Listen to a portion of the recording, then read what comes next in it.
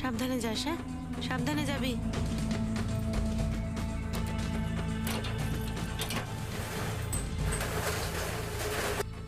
তিন বছর ধরে এটাই চলছিল আমার জীবনে। 3 বছর আগে আমার স্বামীর একটা অ্যাক্সিডেন্ট হয়েছিল, পুরোপুরি পঙ্গু হয়ে গেছিল। আমার জন্য সত্যি খুব মুশকিলের সময় ছিল ওটা। আর সেদিন অবস্থা আরো খারাপ হয়ে গেছিল, আরো খারাপ হয়ে যাচ্ছিল।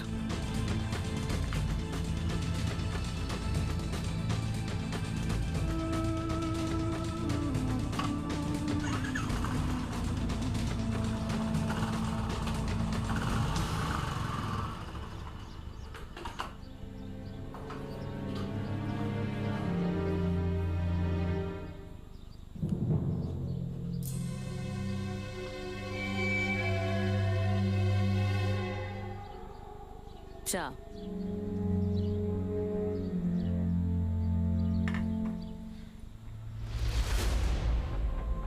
তারিখটা ছিল 9ই আগস্ট। সেদিন দুপুরে যা হয়েছিল তাতে আমার জীবনটা একেবারে পাল্টে গেল।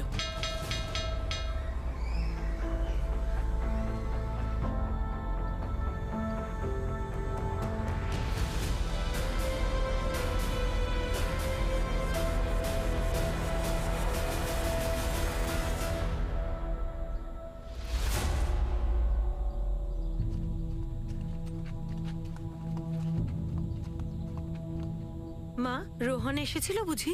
না তো, তুই পাঠিয়েছিলি এখানে? না, স্কুল থেকে এখনো বাড়ি আসেনি। এখানে আসেনি? ধনঞ্জয়ের বাড়িতে একবার জিজ্ঞেস করতো। নন্দিনী বৌদি, রোহন এসেছিল এখানে? এখানে কেন আসবে? কেন স্কুল থেকে ফেরেনি এখনো? না, এখনো আসেনি। স্কুলে গিয়ে দেখেছিস? ওখানেই থাকবে। না, ওখান থেকেই আসছে। যাওয়ার সময় তো দেখেছিলাম ওকে, আর তো স্কুলে তো ফিরে আসেনি কবিতা দেবী। সেটাই তো, বাড়িও আসেনি। না কবিতা, রোহন তো এখানে আসেনি।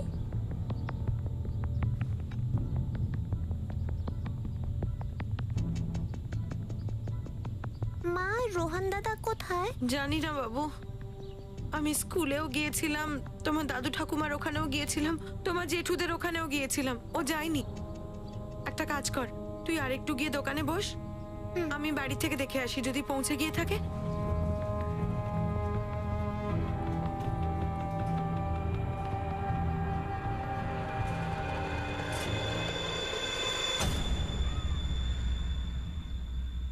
প্রতিদিনের মতো রোহন তিওয়ারি সকাল 8টার সময় তার স্কুলে গেছিল, আর প্রতিদিনের মতো 1:30টার সময় স্কুল ছুটি হবার পর বাড়ির উদ্দেশ্যে রওনা হয়।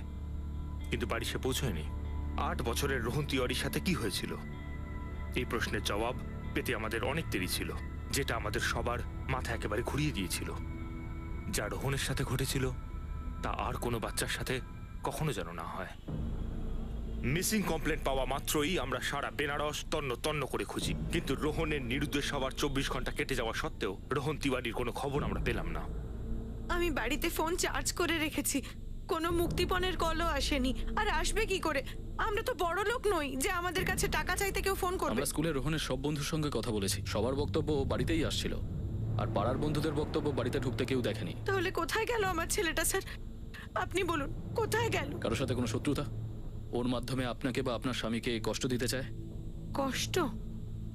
রোহন দাদা দুপুরে আসে স্কুল থেকে, খাবার খায় আর তারপর চলে যায় দোকানে মাকে সাহায্য করতে। আচ্ছা বাবু পায়েল, কাল সকালে রোহন দাদা স্কুলে যাওয়ার আগে রোহন দাদার সাথে মায়ের কিংবা বাবার বা অন্য কারোর সাথে ঝগড়া হয়েছিল?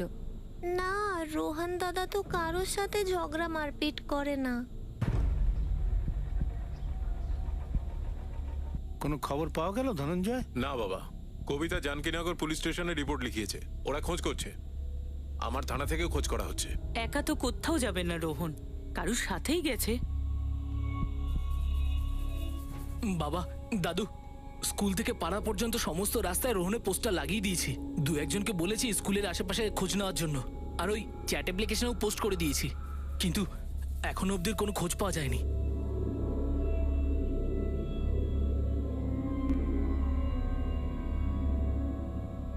বলুন কবিতা, রোহনকে কে কষ্ট দিতে চেয়েছিল? না রোহনের মধ্যে দিয়ে আপনাদেরকে? ভয় পেও না কবিতা, বলে দাও। তোমার ভাসুর ধনঞ্জয় তিওয়ারি পুলিশে হেড কনস্টেবল না?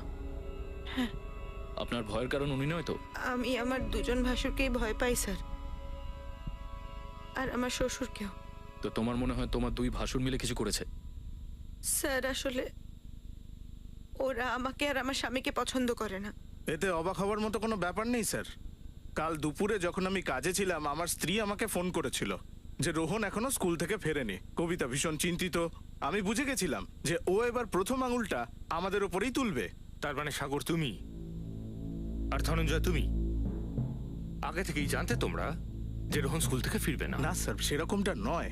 স্যার, যখন আমি জানতে পারলাম আমি খোঁজ শুরু করলাম। রোহন আমার ভাইপো, আমার ছোট ভাই রাজেন্দ্রর ছেলে, আমাদের বংশধর ও।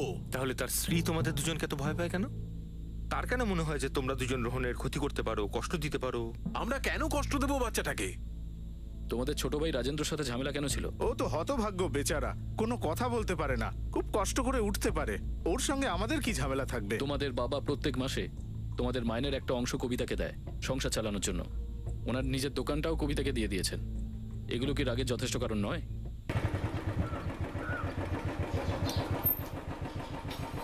প্রণাম মা। প্রণাম বাবা। এই নাও। ধনঞ্জয়, 500 টাকা কম আছে। হ্যাঁ বাবা, এই মাসে সংসার খরচ একটু বেশি লাগবে আমার। তাহলে রাজুর সংসারটা কি পয়সা ছাড়া চলে? বাবা, আমাকে আমার সংসারটাও তো দেখতে হবে। সেটা তো তুই চালিয়ে নিস, কারণ তোর হাত পা ঠিক আছে, সার্ভিস করিস তুই সরকারি। একবার ভেবে দেখেছিস রাজুর মতো তোর যদি অ্যাক্সিডেন্ট হতো তাহলে তুই কি করতিস? ধনঞ্জয়, এটা কি ধরনের ব্যবহার? ভিক্ষে দিচ্ছিস না তুই? দাদা, কেন মাথা গরম করছিস? যখনই রাজুর কোনো কথা হয়, বাবা এক পয়সাও কি এদিক থেকে ওদিক করতে দেয়? এটা তো খুব অন্যায়, তাই না? কবিতার সংসার চালানোর জন্য আমরা দুটো পরিবার টাকা দিই, তার ওপর দোকানের সমস্ত উপার্জন ওর ঘরে ঢোকে। মানে আমাদের কোনো মূল্যই নেই, তাই না? সাগর, একটু ভাব। শুধু কবিতাকেই ওই দোকানটা চালানোর দায়িত্ব কেন দিলেন বাবা? তোর নন্দিনী বৌদি কিংবা শালিনীকে কেন নয়? কিন্তু এই কথাটা বাবাকে বলবে কে? আমাদের দুজনের মুখ তো বাবার সামনে খোলেই না। শুধু শুধু আমরা দুজন আশার স্বপ্ন কেন বুনছি? কথা তো এবার বলতেই হবে, আর সেটা যত তাড়াতাড়ি সম্ভব। আমাদের পরিবারে যে সমস্যা ছিল সেটা কারোর কাছে গোপন ছিল না। আর এতটাই খোলামেলা ছিল, এতটাই সবাই জানতো যে রোহনের সঙ্গে কিছু করে সন্দেহের তীরই শুধু নয়, পুরো বাড়ি কামান দেখে দিত আমাদের উপর। আর এরকম কিছু একটা করে আমাদের লাভটা কি? মনের কষ্ট কিছুটা লাঘব হবে, সেটাই কম কথা কি? এমন একটা পরিবার এখন কষ্টে আছে যাকে তোমরা দুজন নিজেদের কষ্টের কারণ ভাবো।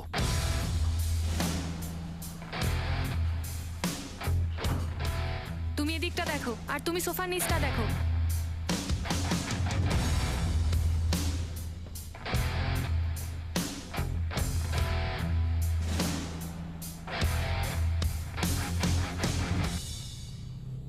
স্যার, কিছু করতেই হলে তাহলে ওকে আমাদের বাড়িতে কি আমরা লুকিয়ে রাখতাম?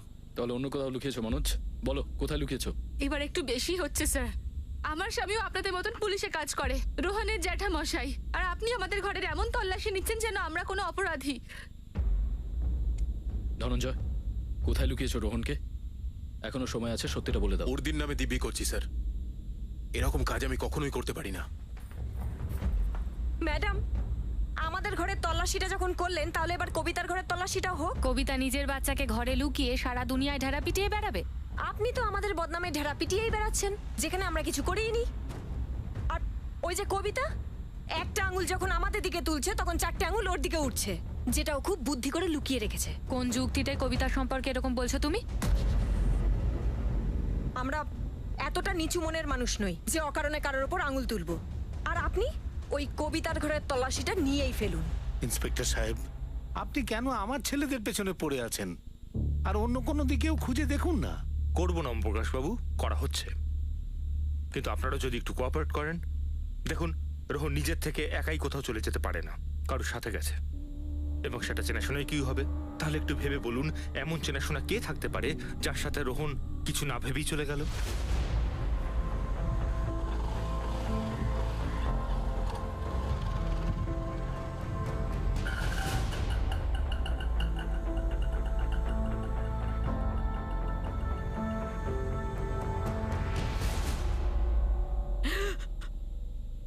মা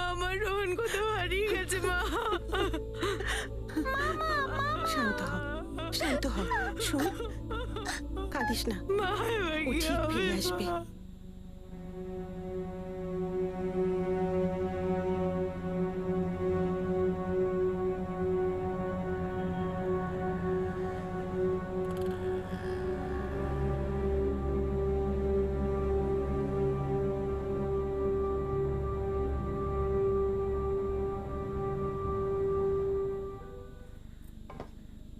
কথাটা বলা উচিত। নন্দিনী বৌদি, ধনঞ্জয় দাদা, কথাটা এবার বলে দেওয়া উচিত। শালিনী ঠিক কথা বলছে। এবার আমরা সেটাই করব যা আমাদের অনেক আগে করা উচিত ছিল। কবিতা অনেক দোষারোপ করে ফেলেছে আমাদের উপর, আর নয়। সাগর, কবিতা একবারও বাবার সম্মানের কথাটা ভেবে দেখেছে? এ কথা ঘরের ভিতরেই থাকা উচিত। তুমিও না, ওকে সত্যি করে ঘরটাকে ঘর রাখছে আর বাইরের দুনিয়ার কাছে নাক কাটিয়ে দিল, কি ঘরে আর কি বাইরে। কবিতার ভাই মোহিত এসেছে না, এবার ওকে দিয়েই কথা বলাতে হবে। আসল কথাটা এবার বলা উচিত, এখন না হলে আর হবে না। দেখো মোহিত দাদা, কবিতা কাকে তোমার বোন হয়, আর তুমি ওর ব্যাপারে কিন্তু সবকিছু জানো। দেখো, আমি বেশি ঘুরিয়ে পিছিয়ে কথা বলবো না, কিন্তু ও যেটা করছে সেটা ভুল করছে। আমার বাবাকে আর আমার কাকাকে ফালতু ফালতু ফাঁসাচ্ছে। তুমি নিশ্চয়ই দেখেছো, আমরা বিভিন্ন জায়গায় রোহনের নামের পোস্টার লাগিয়েছি। দাদা, এখন ওই নিষ্পাপ শিশুটার জীবন বিপদের মধ্যে হতে পারে, বোঝাও নিজের বোনকে।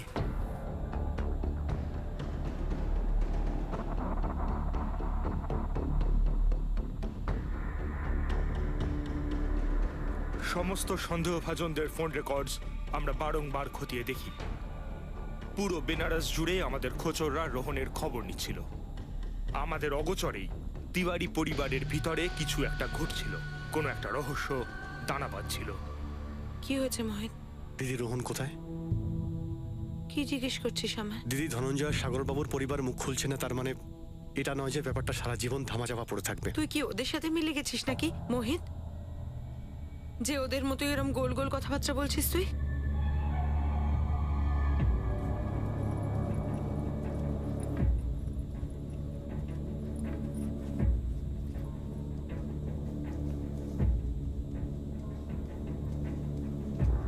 স্যার স্যার স্যার, আমার ভাই মোহিত ওদের সঙ্গে মিলে গেছে স্যার। মানে আমার ভাসুর ধনঞ্জয় আর সাগরের সাথে ওরা মিলে আমার ছেলেকে কোথাও লুকিয়ে রেখেছে স্যার। মোহিতই মনোজকে সাহায্য করেছিল আমার ছেলেকে কিডন্যাপ করায় স্যার। আপনি শান্ত হন, কবিতা বসুন। না স্যার, আপনি প্লিজ মোহিতকে ধরুন স্যার, ও জানে আমার ছেলে কোথায়। স্যার, ওদের তরফ থেকে ওরা কোন একটা রফা করতে চাইছে স্যার। রফা? কিসের রফা স্যার?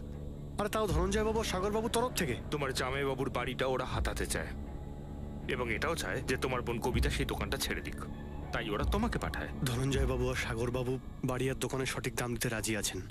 তার সঙ্গে রোহনের কি সম্পর্ক? দিদি, বাজে কথা বলো না, তোমার এই ড্রামা করার কোনো দরকার নেই। রোহন খুব ভালো রয়েছে, তুমি শুধু বাড়ির কাগজপত্রে সাইন করে দাও আর ভালো ভালো দোকানটা ছেড়ে দাও তুমি। রোহন ঘরে ফিরে আসবে। তুই সত্যিই ওদের সঙ্গে মিলে গেছিস মোহিত, নাকি তুই ওদের দালাল? আমার জীবনটা শেষ করে দিতে চাস নাকি? তোমার জীবন আগে থেকে নষ্ট হয়ে গেছে দিদি। জামাইবাবুকে দেখো, 3 বছর ধরে একটা জীবন্ত লাশ, আর ঠিক হওয়ার কোনো আশাও নেই। বাস্তবটা বোঝার চেষ্টা করো, ওরা ঠিকঠাক টাকা দিচ্ছে, সেটা দিয়ে তুমি এফডি করো, বাকি জীবনটা ভালো করে কাটবে। তুই সত্যি আমার ভাই মোহিত? তুই ওদের সাথে মিলে গেছিস যারা আমার শত্রু, যারা আমার খারাপ? ওরা ঠিকঠাক টাকা দিচ্ছে, সেটা দিয়ে তুমি এফডি করো, বাকি জীবনটা ভালো করে কাটবে। তুই সত্যি আমার ভাই মোহিত? তুই ওদের সাথে মিলে গেছিস যারা আমার শত্রু, যারা আমার খারাপ চায়? এটা পুরোপুরি মিথ্যে কথা ম্যাডাম। সেটা আমরা দেখব মোহিত কি বলছে। আর কবিতা কাকে এটা বলছেন যে আমি আর মোহিত দুজনে মিলে রোহনকে গায়েব করেছি? ধনঞ্জয়, সাগর, মনোজ, তোরা কি সত্যিই কোনো ষড়যন্ত্র করছিস? ধনঞ্জয়, আমার নাতির গায়ে যদি একটু আঁচড়ও লাগে না। 1 মিনিট বাবা, কবিতা কিছু একটা বললো, পুলিশ কিছু একটা বললো, তো সেটাকেই সত্যি ধরে নিতে হবে? তোমরা আমাদেরকে বিশ্বাস করছো না? তোমরা দেখতে পাচ্ছ না যে আমাদেরকে ফাঁসানো হচ্ছে? যদি আমরা সেরকম কিছু করেও থাকি ভুল করে, তাহলে ঠিক তারপরেই কবিতার কাছে এরকম একটা প্রস্তাব পাঠাবো, তাও সেটা ওর ভাই মোহিতের হাত দিয়ে। কবিতার তো মা বাবা এসেছে, ওদেরকে ডাকুন। সবার সামনে আজকে আসল কথাটা ফাঁস করছি ওই কবিতার কুকর্মের। ম্যাডাম, আমরা এতদিন চুপ করে বসে আছি, তার মানে এই নয় যে ওর যা মনে আসবে তাই বলবে আমাদের নামে। স্যার, আমার তো একদম বিশ্বাসই হচ্ছে না যে আমার দিদি আমার ব্যাপারে এরকম বলবে। ভাগনাকে রাস্তার মাঝখান থেকে তুলে নিজের সঙ্গে নিয়ে যাওয়াটা সোজা ছিল, তাই না?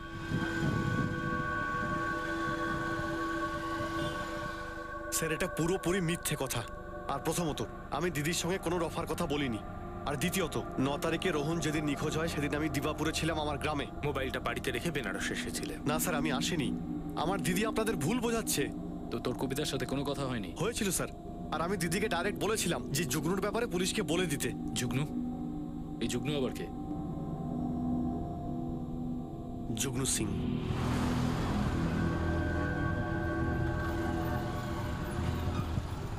আমার বলতে খুব লজ্জা করছে, কিন্তু বলতে তো হবেই। জুগনু সিং এর সঙ্গে দিদির একটা সম্পর্ক ছিল, আর দিদিকে আমি এটাই বলছিলাম যে জুগনুই হয়তো রোহনকে তুলে নিয়ে গেছে। বলে দাও পুলিশকে। দিদি, জুগনুর কথা তুমি পুলিশকে জানিয়েছো? ওকে কেন ভেতরে টানছিস? কারণ ওই তোমার ছেলেকে তুলে নিয়ে গেছে। মিথ্যে কথা মোহিত। সত্য হোক বা মিথ্যে সেটা পুলিশকে খোঁজ নিতে দাও। তুমি শুধু পুলিশকে জুগনুর কথা বলে দাও। আমি কিচ্ছু বলবো না জুগনুর ব্যাপারে, আর ও কখনোই এরমটা করতে পারে না। আর দিদি জুগনু সিং এর কথা না বলে সমস্ত দোষ আমার উপরে চাপিয়ে দিল। স্যার, এই কাণ্ড আমার দিদি আর জুগনু সিং মিলে করেছে। ওর তো অবৈধ সম্পর্ক ছিল ওই জুগনু সিং এর সাথে। সাগর তো হাতে না হাতে ধরেছিল ওদের দুজনকে।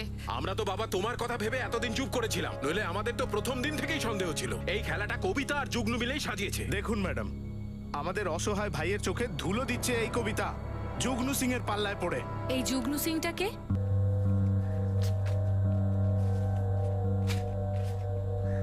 কি ব্যাপার রোহন বাবু, আজ হোমওয়ার্ক করছো? হ্যাঁ আঙ্কেল। চল তাড়াতাড়ি এটা করে ফেল, তারপরে আমরা গঙ্গার ঘাটে ঘুরতে যাবো। হ্যাঁ গরম গরম জিলিপি আর রাবড়ি খাবো। হ্যাঁ, হ্যাঁ। আস্তে আস্তে 1 মিনিট, এই হয়ে গেছে। তারপর বলো রাজেন্দ্র বাবু, কি খবর? ঠিকঠাক? কোনো রকমের কোনো অসুবিধা বা কিছু? আরে বাহ, শাবাশ। আচ্ছা পায়েল মা, একটা কথা বল, দাদা আর আমার সাথে গঙ্গার ধারে গরম গরম জিলিপি আর রাবড়ি খেতে যাবি? মা হ্যাঁ বললে তবে। রোহন আর পায়েলের মা, হ্যাঁ, আমি ওদের বাবাকে একটু হাঁটানোর চেষ্টা করছি, তারপরে তোমার দুটো বাচ্চাকে গঙ্গার ঘাটে নিয়ে যাওয়ার অনুমতি কি পাবো? হ্যাঁ নিশ্চয়ই নিয়ে যাবেন, কিন্তু যদি আমার বাচ্চাদের ওখানে নিয়ে যেয়ে কিছু খাওয়াতে হয় তাহলে দয়া করে এটা রেখে নাও। ব্যাস, এটাই তো খারাপ করে ফেললেন আপনি। এবার কি খারাপ করলাম আমি? আমার বাচ্চা ওরা, আমি তো ওদের ঘুরতে ফিরতে নিয়ে যেতে পারি না। বাচ্চা তোমার ঠিক আছে, কিন্তু আমার তো বন্ধু ওরা। এবার আমি আমার বন্ধুদের যা খুশি খাওয়াতে পারি, তুমি মাঝখানে কিন্তু কিছু বলবে না। এই রইল তোমার টাকা। আসি আমি। বাড়িতে ম্যাডাম, বাড়ির মধ্যে বেলেল্লাপনা চলছিল, পাশের ঘরে আমার ভাই রাজু পড়ে থাকতো। আপনি ভাবুন। ম্যাডাম, আপনি যদি ভেবে থাকেন আমরা মিথ্যে কথা বলছি, তাহলে জিজ্ঞেস করুন কবিতার মা বাবাকে। ওনাদের সামনে হাতে নাতে ধরেছিলাম আমরা। ম্যাডাম, আমরা তো কবিতার মা বাবা আর ভাই মোহিতকে দিবাপুর থেকে এই জন্যই ডেকে পাঠিয়েছিলাম।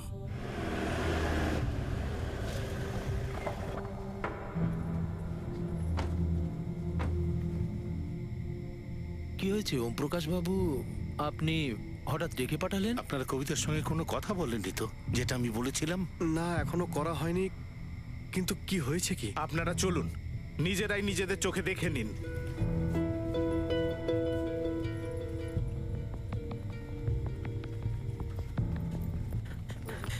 কিছু তো বলুন। বলার আর কিছু বাকিই নেই, ফষ্টি নষ্টি করা হচ্ছে।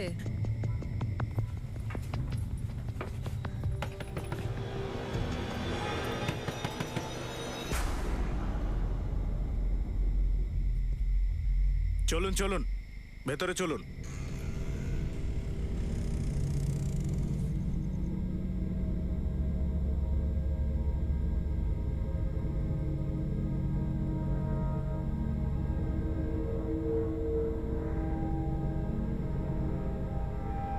বাচ্চারা কোথায় কবিতা? ভেতরে ঘুমোচ্ছে।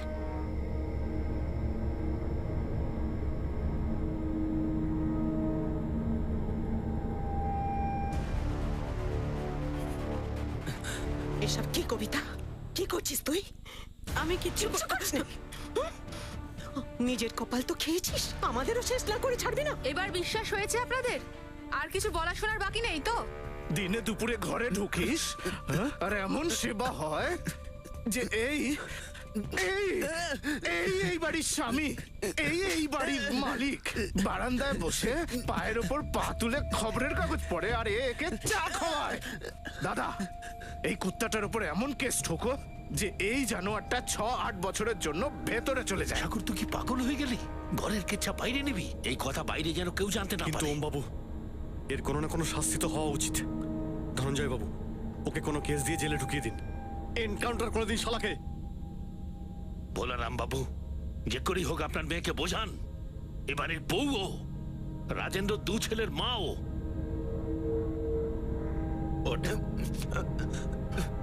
চল। প্রতিজ্ঞা কর, আজ থেকে তুই এরকম খারাপ কাজ আর কোনোদিনও করবি না, যাতে তোর শ্বশুর শাশুড়ির সম্মান নষ্ট না হয়। কর প্রতিজ্ঞা। আমাদের বাবার বাড়ির সম্মানের খেয়াল ছিল, সেই জন্য এখনো অবধি এই কথাটা আপনাদের বলিনি। কিন্তু যখন আপনার বাড়ির বাচ্চা রোহন নিখোঁজ হলো, তখন সবার প্রথমে ওকে সুস্থ অবস্থায় বাড়িতে আনতে হবে, তাই না? এই বাড়ির সম্মানের ব্যাপার তো পরে ভাবার কথা। যদি প্রথমে এসে আপনারা আমাদের কাছে এটা বলতেন যে যুগ্নুকে ধরো, তাহলে এই ঘরের ভিতরকার কথা আমরা বাইরের লোককে বলতে যেতাম। আমি তো যুগনুর নাম বলেছিলাম পুলিশকে বলে দাও দিদি। আর দেখলেন দিদি কি বলছে? তুমি কি একদম শিওর যে তোমার দিদি আর যুগ্নু মিলেই রোহনকে সরিয়েছে? কোথায় লুকিয়েছে? উদ্দেশ্য কি? স্যার, আমি জানি না কোথায় লুকিয়ে রেখেছে, আর না আমি শিওর বলছি যে এটাই হয়েছে, শুধু আমার সন্দেহ হচ্ছে। তো আমার ভাই আর ভাসুরা যা বলছেন সেটাকেই সত্যি ধরে নিলেন আপনারা? যদি সেটা মিথ্যা হয় তাহলে প্রমাণ করো সেটা মিথ্যে। যুগ্নু সিং তো আর মিথ্যে নয়, আছে তো এমন কেউ।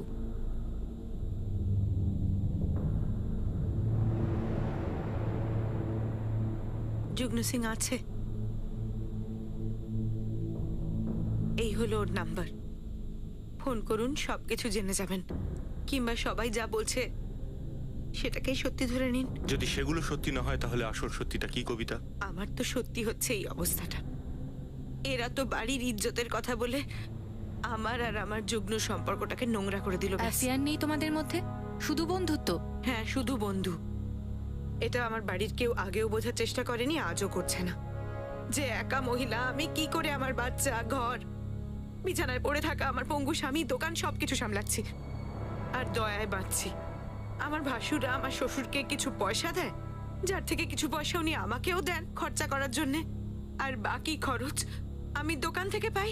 এই নিয়ে যত ঝগড়া আমার ভাসুর আর জায়েদের সঙ্গে। তো ব্যাস এই কথাটাই বারবার তুলে ওরা আমাকে নিজের মুঠোয় রাখতে চায়। এই যুগ্নু সেই রাতে তোমার বাড়িতেই ছিল? হ্যাঁ ছিল, শুয়েছিল একা। আমার এমন একটাই বন্ধু আছে স্যার, যে কোনো খারাপ উদ্দেশ্য ছাড়াই আমায় সাহায্য করে। ও আমার জন্য, আমার বাচ্চাদের জন্য, আমার স্বামীর জন্য অনেক কিছু করেছে যা আমার ভাসুরাও কোনোদিন করেনি।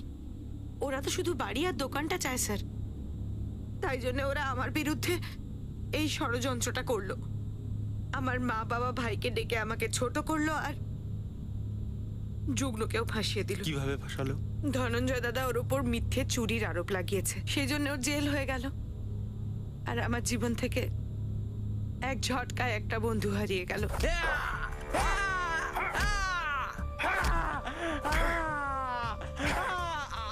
এক বছর হয়ে গেছে আমার যুগ্নুর সঙ্গে দেখা হয়নি স্যার, কিন্তু এরা আমায়, আমার বাচ্চাদের, আমার পঙ্গু স্বামীকে যেভাবেই হোক শুধু বাড়ি থেকে তাড়িয়ে দিতে চায়। এই যুগ্নু এখন বারাণসীতে আছে? না, এলাহাবাদে থাকে। আপনি কথা বলে নিন। আবার বলবো, আমার মা বাবা ভাইকে ডেকে আমাকে এইভাবে অপমান করা আমার শ্বশুর বাড়ির লোকেদের একটা ষড়যন্ত্র ছিল। ওরা ষড়যন্ত্র করলেও আমি আমার মেয়েকে কখনোই সন্দেহ করিনি স্যার। ও বলেছিল ওর সাথে শুধু বন্ধুত্ব আছে, ব্যাস। আমার কাছে ওটাই যথেষ্ট ছিল। এই সব কিছু ওর শ্বশুর বাড়ির লোকেরা জেনে বুঝে করেছিল। আপনার মতে আপনার মেয়ের শ্বশুরবাড়ির লোকেরা রোহনকে লুকিয়ে রেখেছে, বলতে পারবেন কোথায় রেখেছে? বলতে পারছি না স্যার, কারণ আমি কিছু জানি না। কিন্তু আমি শুধু এইটুকুই জানি যে আমার মেয়ে ভীষণ একা, প্রতিবন্ধী বর, দুটো বাচ্চা, বাড়ি আর দোকানের দায়িত্ব, তার উপর বাড়ির লোকেরা একটুও সাহায্য করতো না। এমন অবস্থায় ওই যুগ্নুর সাথে বন্ধুত্ব ছাড়াও যদি অন্য কোনো সম্পর্ক থাকতো, তাহলে কি এমন মহাপাপ হতো? আচ্ছা, মেয়েরা কি মানুষ নয়? নিঃসঙ্গতা কি সত্য নয়? হ্যাঁ, কালকে এসে ফাইলটা দিয়ে দাও। এক সেকেন্ড। হ্যাঁ, হ্যালো যুগ্নু সিং? হ্যাঁ বলছি। বারাণসী পুলিশ। কোথায় আছো তুমি এখন? আগে আমি তো এলাহাবাদে রয়েছি, কিন্তু ব্যাপারটা কি? আরে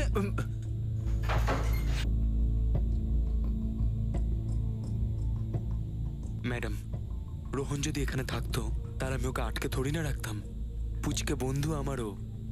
আর তাছাড়াও কবিতার সঙ্গে দেখা হয়েছে আমার 1 বছর প্রায় হতে চললো। কিন্তু ফোনে তো অনেক কথাই হয়েছে। হ্যাঁ হয়, কিন্তু শুধুমাত্র কে কেমন আছি সেটা জিজ্ঞেস করার জন্য। আর ওর ছেলে রোহনকে আমি কেন তুলে নিয়ে আসবো? ওর সাথে দেখা করতে পারি তার জন্য। রোহন নিখোঁজ হয়েছে 4 দিন হয়ে গেছে, এখনো ওকে পাওয়া যায়নি। তাহলে তো কবিতা খুব চিন্তাতে রয়েছে। যুগ্নু, কবিতা বলছিল তোমাদের মধ্যে শুধু বন্ধুত্ব আছে, কিন্তু আমি তো তোমার চোখে ভালোবাসা দেখতে পাচ্ছি। হ্যাঁ ম্যাম, ভালোবাসি, কিন্তু মন থেকে। তাছাড়া আর কোনো মতলব ছিল না। ছাড়ুন, এখন এসব বলে কি লাভ?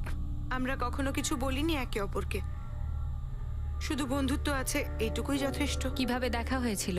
কথা হয়েছিল আমাদের। হ্যাঁ, কিন্তু কোথায়? তুমি এলাহাবাদ গেছিলে নাকি ও বারাণসী এসেছিল? তোমার গ্রামে দিবাপুরে দেখা হয়েছে? ফোনে, ফোনে কথা হয়েছিল। ফোনে? ফোন এসেছিল আর রং নাম্বার ছিল ওটা, তাই কথা হয়েছিল। রং নাম্বার থেকে বন্ধুত্ব হয়ে গেল? আগে হ্যাঁ হয়েছিল। এবার আপনি বলুন ম্যাডাম, আমার ছেলেকে পেয়েছেন আপনি ওর কাছে? পাননি তো কি করে পাবেন? কারণ আমার ভাসুররা মিলে আমার ছেলেকে কোথাও লুকিয়ে রেখেছে। আর আমার সব থেকে কষ্টের হলো এটাই যে আমার নিজের ভাইও ওদের সাথে মিলে আছে।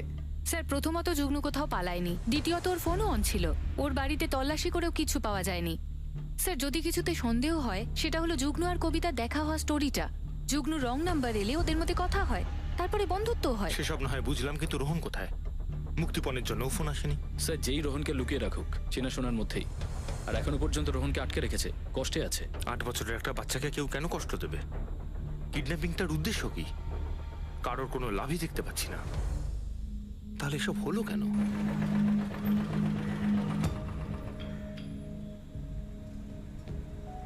এখনো সময় আছে দাদা, দ্বিতীয় সত্যিটাও পুলিশকে বলে দি চল। সাগর, তাতে আমরাও ঝামেলায় পড়ে যেতে পারি। অনেক প্রশ্ন উঠবে আমাদের নিয়ে। হতে দে না দাদা, এই সময় সব থেকে বড় সন্দেহ আমাদেরই ওপরে। তুই বুঝতে পারছিস তো আমি কি বলছি?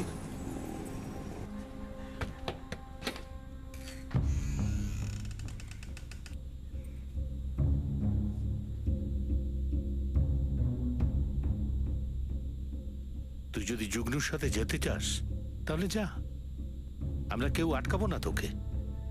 আমরা রাজুকে দেখাশোনা করব, আর বাচ্চারা আমাদের সঙ্গে থাকবে। কবিতা, পায়েল আছে, শুধু রোহনকে ফিরিয়ে দে। এই কথা তো ধনঞ্জয় দা আর সাগর দা জানবে বাবা, ওরাই তো তুলে নিয়ে গেছে আমার ছেলেটাকে। তোকে হারে হারে চিনি আমরা। তুই এটা ভাবিস না যে রাজুর মতো সবকিছু বুঝতে পেরেও আমরা তোকে কিচ্ছু করতে পারবো না। আর এটা তুই একদম ভাবিস না যে রোহনকে মোহরা করে তুই আমাদের কাছ থেকে কিছু হাসিল করবি। তুই কি চাল চালছিস সেটা বুঝতে পারছি না আমরা, কিন্তু কোন চাল তো তুই চালছিস সেটা তো পুরো বুঝতে পারছি আমি। কোথায় আছে রোহন? বল যে রোহনকে মোহরা করে তুই আমাদের কাছ থেকে কিছু হাসিল করবি। তুই কি চাল চালছিস সেটা বুঝতে পারছি না আমরা, কিন্তু কোন চাল তো তুই চালছিস সেটা তো পুরো বুঝতে পারছি আমি। কোথায় আছে রোহন? বল। 4 দিন কেটে গেছিল, কিন্তু রোহনকে আমরা কোথাও খুঁজে পেলাম না। আর এবার আমরা রোহনের মৃত্যুর সম্ভাবনাগুলো খতিয়ে দেখছিলাম, কিন্তু আমরা সেরকম কোনো প্রমাণও পাইনি। আর এবার এই জটিল কেসে যুক্ত হলো একটা হাতিয়ার, একটা বিনা লাইসেন্সের গান, যা এই পারিবারিক ড্রামার অংশ হয়ে গেছিল। গান, আনলাইসেন্সড গান। হ্যাঁ স্যার, আমার বাবার কাছে একটা বন্দুক ছিল, লাইসেন্স ছিল না সেটার। ওই রাজুর বাড়িতেই সেটা ছিল, রাজুর ঘরেই, একটা সিন্দুকের ভিতর। এখন নেই সেটা সেখানে। আর 1 মাস আগে যখন ওটা চেক করেছিলেন তখন থেকেই গায়েব। হ্যাঁ স্যার, বাবা নিজে গেছিল খোঁজ করতে। শুয়ে থাক বাবা, আমি একটা জিনিস নিতে এসেছি এখান থেকে।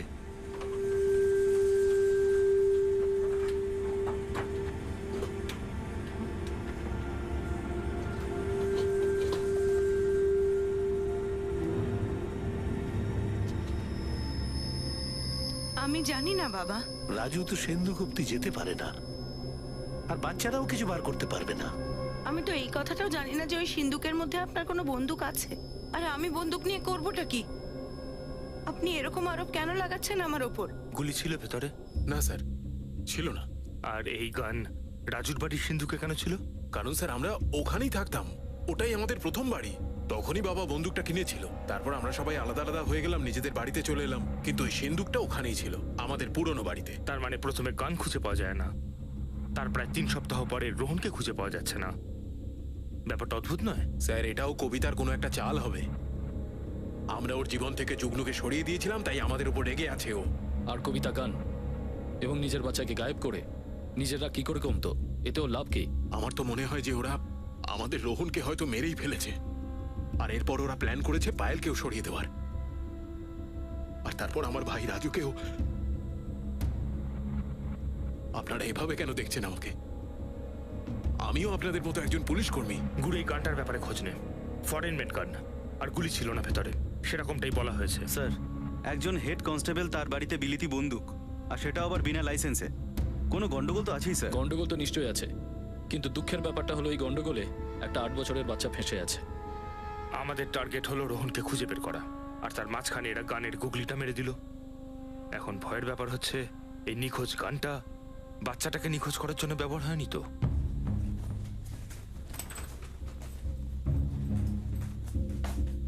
এই সেই সিন্দুক ম্যাডাম, যেদিন আমার বিয়ে হয়েছিল ঠিক সেই দিনই বাড়ির সবাই আমায় বুঝে দিয়েছিল এটা কোনোদিন ছোঁবে না। আমিও তাই জানার চেষ্টা করিনি, কোনোদিন খুলেও দেখিনি এর মধ্যে কি আছে। তাহলে আমি জানবোটা কি করে যে এর মধ্যে তোপ আছে না বারুদ আছে না বন্দুক আছে? তাহলে বন্দুক গায়েব কি করে হয়ে গেল? সেটা তো ওদেরকেই জিজ্ঞেস করা উচিত। যখন ওদের মন হয় এখানে চলে আসে আর এখানে যা আছে নিয়ে চলে যায়। আমি কোনোদিন জানার চেষ্টা করি না আর কোনোদিন আটকাইও নি, কিন্তু আমার স্বামী এখানেই থাকেন, উনি সব জানেন। যদি উনি আপনাকে কিছু বলতে পারতেন। রাজু বাবু, আপনি কি হ্যাঁ বা নাতে উত্তর দিতে পারবেন? এটা কি সত্যি যে এই সিন্দুকটা আপনার পরিবারের লোকই ইউজ করে আর অন্য কেউ ধরে না? যতদিন আমার স্বামী ঠিক ছিলেন সবকিছু ঠিক চলছিল, কিন্তু যেদিন থেকে উনি পঙ্গু হয়ে গেছেন এরা আমার জীবনটাকে নরক করে দিয়েছে।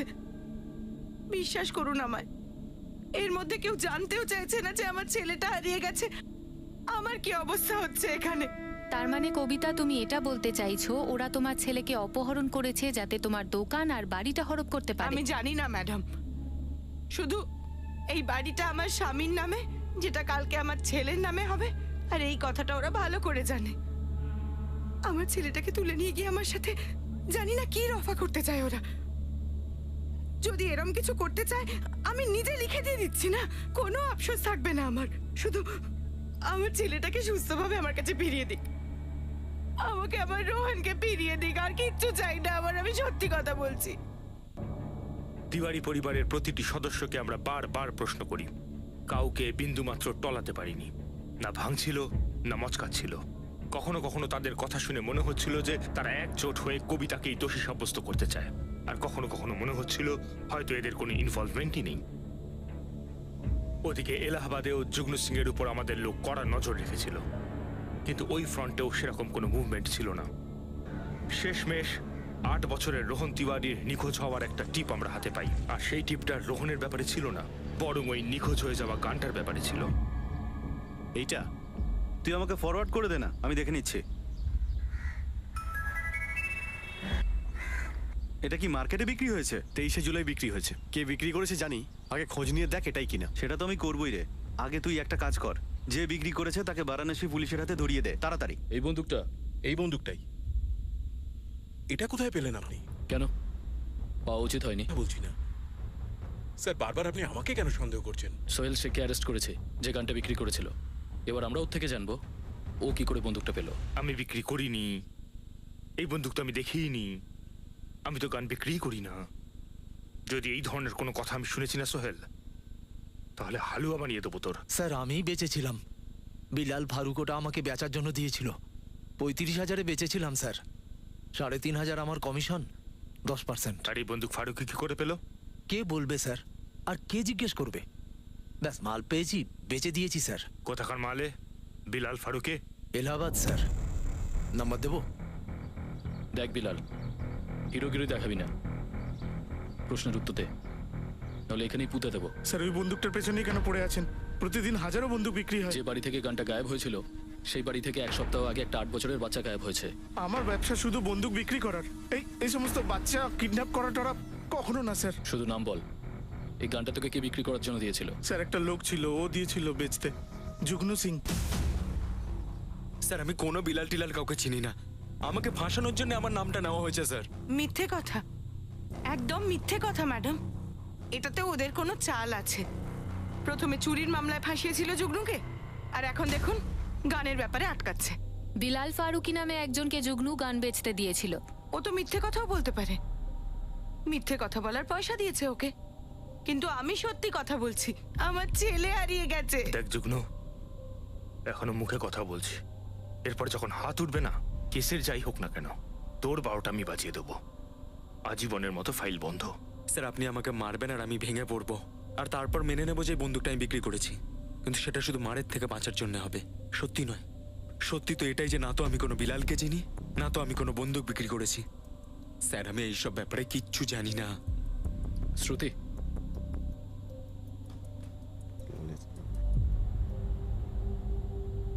ঠিক আছে কবিতা, তুমি একই কথা বারবার বলতে থাকো, আমাদের তাতে কিচ্ছু যায় আসবে না। কবিতা, যুগ্ন আমাদের সবকিছু বলে দিয়েছে। তোমার কাছে আর নতুন করে আমাদের জানার কিছু নেই, শুধু গ্রেপ্তার করতে হবে তোমাকে। স্যার, স্যার ওই বন্দুকটা দিয়েছিল বিলালকে বিক্রি করবার জন্য। ও বলছে যে ওই বন্দুকটা চুরি করেছে, আর স্যার ও বলছে ওর এটাও সন্দেহ যে যুগ্নই ওর বাচ্চার সাথে খারাপ কিছু করেছে। শঙ্কর হাবিলদারকে ডেকে আনো আর বলো 2-3 দিন একে খুব আদর যত্ন করুক। দেখো কিছু বলে কিনা। স্যার স্যার স্যার ওই কবিতা আমাকে ফাঁসাচ্ছে স্যার। আমারও তাই মনে হয়। যুগ্নু, যুগ্নু আমার নামে এরকম আরোপ লাগাতে পারে না স্যার। কেন? ও তো পরিষ্কার বলছে গান তুমি ওর হাতে দিয়েছিলে। এই কথা বলছে যুগ্নু? হ্যাঁ, একদম এটাই বলেছে, পরিষ্কার বলেছে। তুমি তো বলেছিলে রোহনকে তুলতে, পুরো প্ল্যান আমাদেরকে বলে দিয়েছে। কবিতার খুব প্রয়োজন ছিল টাকার, সেই জন্যই ওই বন্দুকটা আমাকে দিয়েছিল বিক্রি করার জন্য।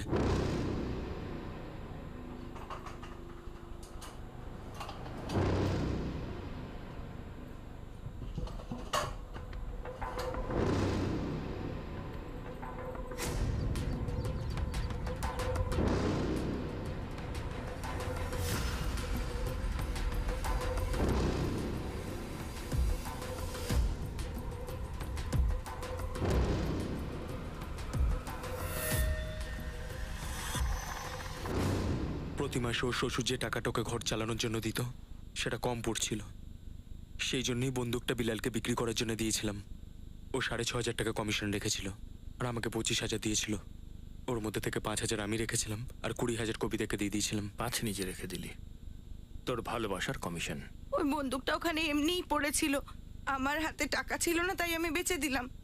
কি বড় দোষ করেছি আমি স্যার। তুমি মিথ্যে বলেছিলে আমাদের যে ওই সিন্ধুকটা তুমি কখনো খোলোনি, বন্দুকের ব্যাপারে তুমি কিছু জানতেই না। মিথ্যে কথা বলেছি স্যার।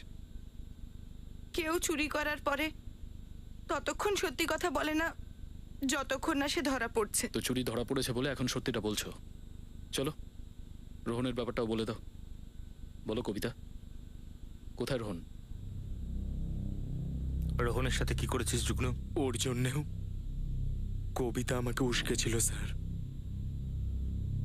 ওই আমাকে বলেছিল এটা কি করার জন্য বলেছিল? কি করেছিস তুই বাচ্চাটার সাথে? রোহন, স্কুল থেকে আসার সময় না যুগ্নু আঙ্কেলের সঙ্গে দেখা হবে। যুগ্নু কাকা? উনি তোমাকে ঘুরতে নিয়ে যাবেন, ওনার সঙ্গে ঘুরে এসো আর তারপর বাড়ি চলে এসো। কিন্তু মা, সাগর জেঠু আর বড় জেঠু তো ওনাকে দেখে রেগে যাবেন, আরে তাই না? উনি তোমাকে তো বাড়িতে ছাড়তে আসবেন না, একটু দূরে ছাড়বেন আর তারপর বাড়ি চলে এসো, কাউকে কিছু বলার দরকার নেই। আর পায়েল, ওকে নিয়ে যাব না? আমি স্কুল থেকে গিয়ে পায়েলকে সাথে নিয়ে যাই। না বাবু, পায়েল বাবার কাছে থাকবে বাড়িতে, ওকে পরে নিয়ে যাব ঘুরতে।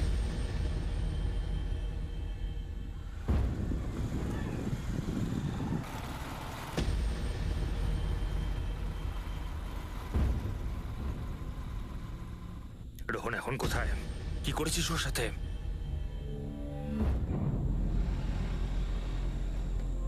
বাবু 2 মিনিটের কাজ আছে এখানে, হ্যাঁ তারপরে আমরা যাবো ঘুরতে। হ্যাঁ চললাম।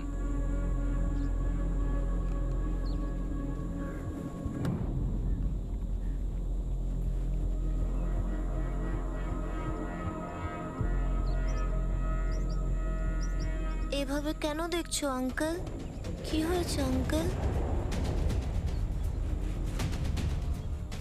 মেরে ফেললি? তুই রোহনকে মেরে ফেললি? এমন কি কারণ ছিল যার জন্য নিজের বাচ্চাকে মেরে ফেললে কবিতা? বলবে নাকি বলাতে হবে? আমি যুগ্নুর সাথে নতুন সংসার শুরু করতে চাইছিলাম স্যার। নতুন জীবন। যুগ্নু লগ্নতে একটা বাড়িও দেখেছি। তাহলে রোহন কি করে বাধা হয়ে পড়লো? রোহন আর পায়েল তো যুগ্নুর সাথে ভালোই মিশে গেছিল। কিন্তু আমার টাকার দরকার ছিল। আর রোহনকে মারলে সেই টাকা তোর কাছে আসতো? আমরা যে বাড়িতে ছিলাম সেটা আমার স্বামীর নামে লেখা স্যার, যেটা আমার শ্বশুর বাড়ির লোক কোনোদিনই আমার নামে করতো না। তাহলে আমি ওটা বিক্রিও করতে পারতাম না। কিন্তু আমার স্বামী না থাকলে ওই বাড়িটা রোহনের নামে হতো। কিন্তু আমি অতদিন অপেক্ষা করতে পারতাম না। রোহনের পর আমি ওটা বিক্রি করতে পারতাম, যার থেকে আমি পয়সা পেতাম। আর সেই পয়সা দিয়ে আমি নিজের জীবন শুরু করতাম নতুন করে। আমি যে জীবনটা পাচ্ছিলাম সেটা জীবন নয়, স্বামীর নামে একটা জ্যান্ত লাশ। শ্বশুর বাড়ি আর পরিবার মানে প্রচুর কথা শোনা, প্রচুর কথা।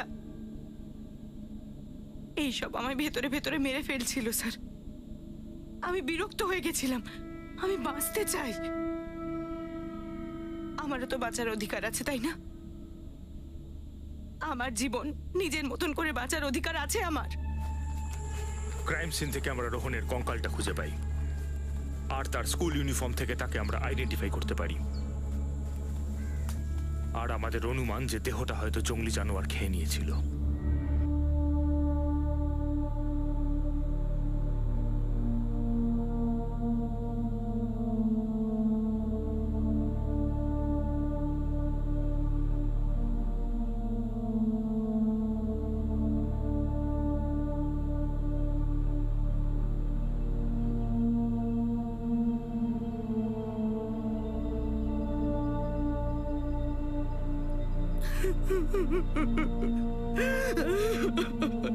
আমি তোমায় আগেই বলেছিলাম বাবা, দিদি আর যুগ্নু মিলেই রোহনকে কিছু করেছে।